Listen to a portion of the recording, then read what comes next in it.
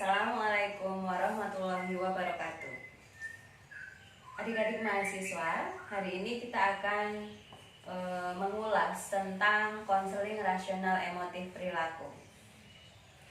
Filosofi yang melandasi rasional emotif perilaku adalah manusia terganggu bukan karena sesuatu tetapi karena pandangannya terhadap sesuatu. Contoh, si A dan si B sama-sama putus cinta. Si A memandang putus cinta adalah akhir segalanya. Dia bisa stres, depresi, bahkan mungkin punya keinginan untuk bunuh diri.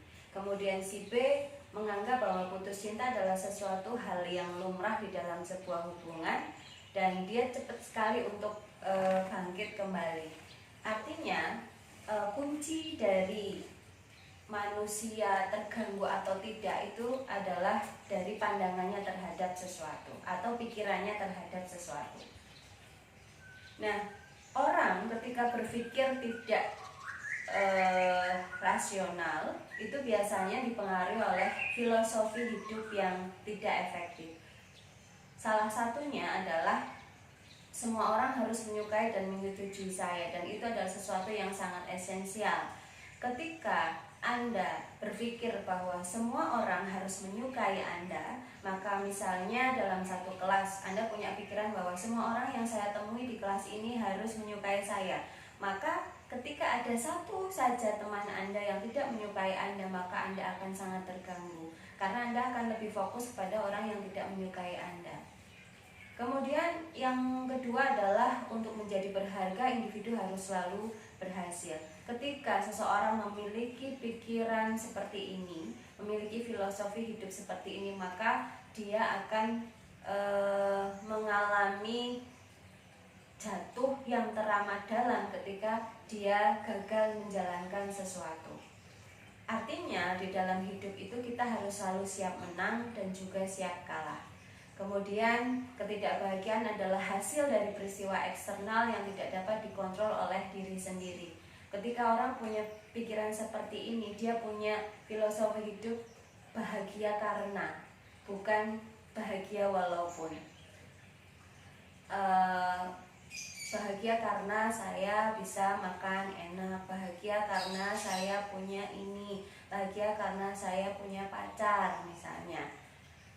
Itu adalah ketidakbahagiaan itu merupakan hasil peristiwa eksternal, bukan sesuatu yang ada dalam diri kita sendiri. Kemudian kita juga mengenal tentang prinsip teori rasional emotive behavior. Yang pertama, pikiran adalah penentu yang paling penting terhadap emosi individu. Bahwa pikiran seseorang itu adalah penentu paling penting terhadap emosi individu. Seperti yang saya contohkan di awal tentang si A dan si B tadi, bahwa pikiran itu sangat menentukan bagaimana dia bertindak, bagaimana dia berperilaku. Yang satu baik-baik saja, yang satu punya keinginan untuk bunuh diri misalnya. Kemudian disfungsi berpikir adalah penentu utama stres. Dan cara terbaik untuk mengatasi stres adalah mengubah cara berpikirnya. Itu adalah prinsip teori rasional emotive behavior. Kemudian kita juga mengenal teori ABCDEF yang dalam perkembangannya sekarang sudah menjadi GABCDEF. G itu tujuan, kemudian A itu adalah activating event atau kejadian yang menyebabkan sesuatu, menyebabkan individu. Kemudian yang B adalah belief itu bisa rasional, bisa irasional. C adalah konsekuensi dari belief itu. D itu adalah disputing. E adalah effective new philosophy of life atau filosofi hidup yang lebih efektif. Kemudian F adalah further action atau new feeling, atau aksi yang akan dilakukan sebagai imbas dari perasaan baru yang dia kembangkan. Kemudian saya gambarkan tentang contoh ABC ya. Misalnya Anda di dalam satu kelas, pendapat Anda itu tidak diterima oleh kelas. Ketika ada diskusi, pendapat Anda itu tidak pernah diterima oleh kelompok kelas Anda.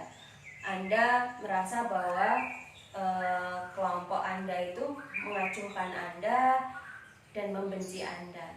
Belief yang muncul dari peristiwa A ini adalah Anda tidak berharga, Anda merasa tidak diinginkan, Anda tidak punya arti di dalam kelompok tersebut.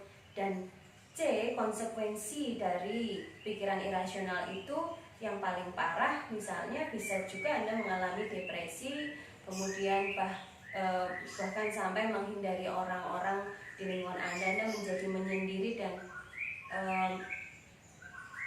merasa bahwa semua orang tidak menyukai Anda, jadi lebih baik Anda sendiri gitu ya. Itu adalah konsekuensi dari pikiran irasional itu. Kemudian kita akan membahas tentang tahapan dari konseling rasional emotif yang secara umum.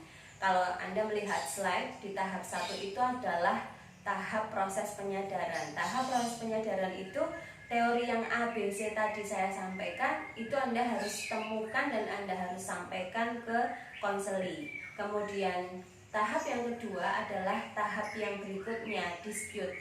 Dispute ini adalah tahapan yang paling penting di dalam konseling rasional emotif. Di situ Anda bisa mengimplementasikan beberapa teknik yang sudah Anda pelajari. Kemudian di tahap 3 adalah tahap EF-nya, Effective New Philosophy. Kemudian ada New Feeling baru, filosofi hidup yang baru, perasaan baru, rasa nyaman, rasa bahagia. Itu adalah tahapan-tahapan di dalam konseling rasional emotif.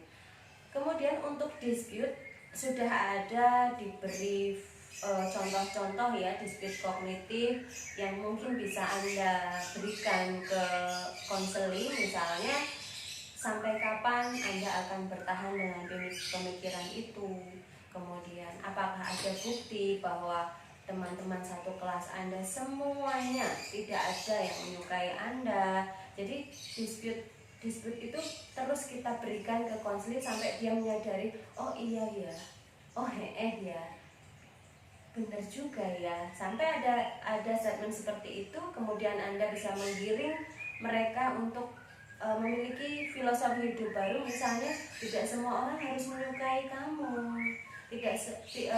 ketika kamu gagal bukan berarti kamu menjadi tidak berharga gitu. Jadi filosofi hidup baru terus ditumbuhkan di diri konseling sehingga nanti ada feeling baru atau perasaan baru yang lebih nyaman.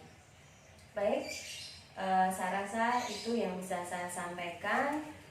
Yang terakhir adalah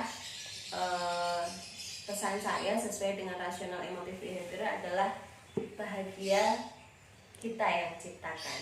Terima kasih.